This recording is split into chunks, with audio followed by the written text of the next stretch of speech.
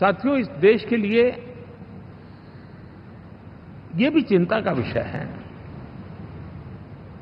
कि विश्व में भारत के लोकतंत्र की ताकत को कम आंकने का प्रयास, और कितना एक्सट्रीम है।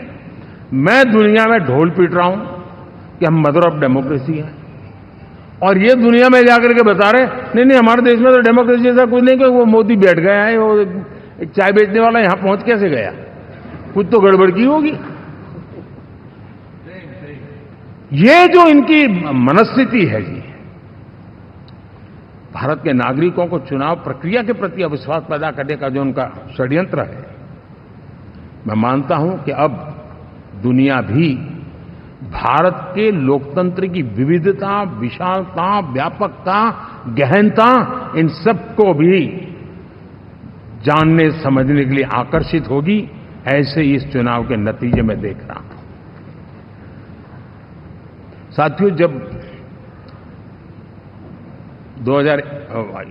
1 तारीख को मतदान पूरा हुआ और 4 तारीख को काउंटिंग, इस बीच की चीजों को आप देखिए।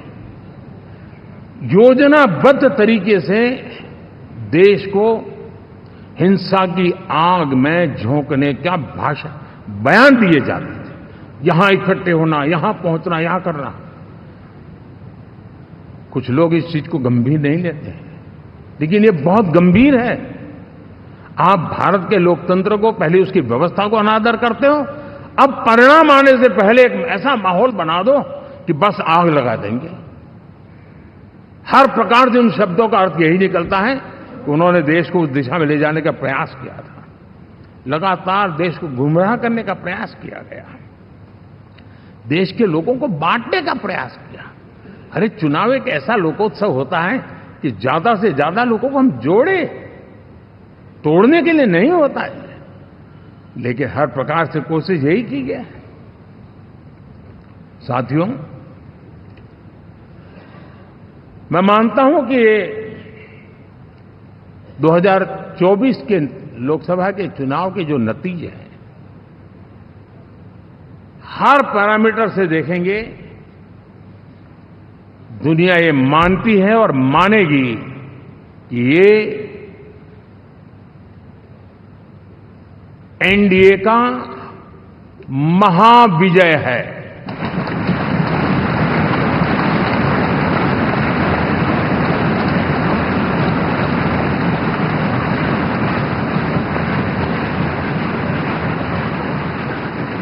और आपने देखा 2 दिन कैसा चला, जैसे हम तो हार चुके हैं, गए।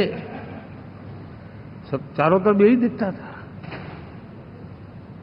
क्योंकि उनको अपने कार्यकर्ताओं का मोरल हाई करने के लिए ऐसे काल्पनिक परेड ये करने पड़ रहे हैं। और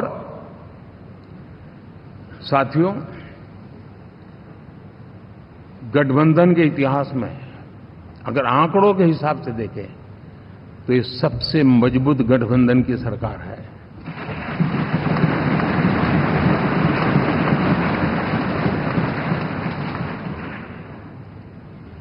लेकिन कोशिश ये की गई कि इस विजय को स्वीकार न करना, उसको पराजय के छाया में डुबो कर रखना। लेकिन उसकी ऐसी चीजों की बाल मृत्यु हो जाती है, और हो भी गई। लेकिन देशवासी जानते हैं कि न हम हारे थे, न हम हारे हैं।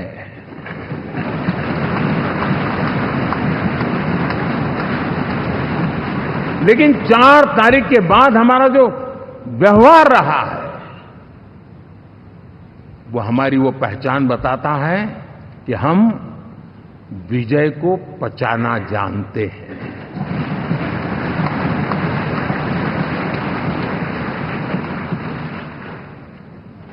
हमारे संस्कार ऐसे हैं कि विजय की गोद में उन्माद पैदा नहीं होता है, और न ही पराजित लोगों के प्रति उपहास करने के हमारे संस्कार हैं। हम विजय को भी पचाते हैं और पराजित का भी उपहास करने की विकृति हम नहीं पालते, ये हमारे संस्कार है।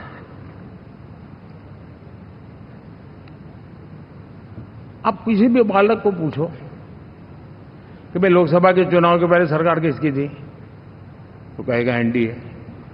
24 के नतीजों के बाद सरकार किसकी बनी, एनडीए। फिर हारे कहां से भाई? पहले भी एनडीए थी, आज भी एनडीए और कल भी एनडीए है।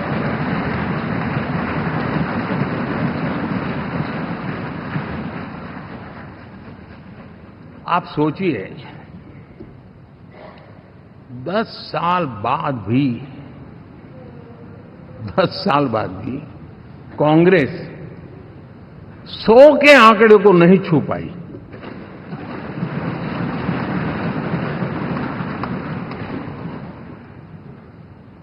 और अगर मैं 14, 19 और 24 तीन चुनावों को जोड़ करके कहूं,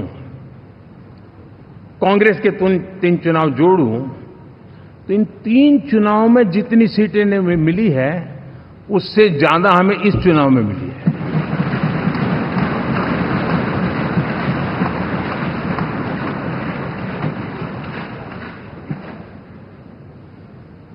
और मैं साफ देख रहा हूं साथियों, एनडीए वालों को अंदाज नहीं है, वे धीरे धीरे पहले तो डूब रहे थे, अब तेज गति से ये गर्त में जाने वाले हैं।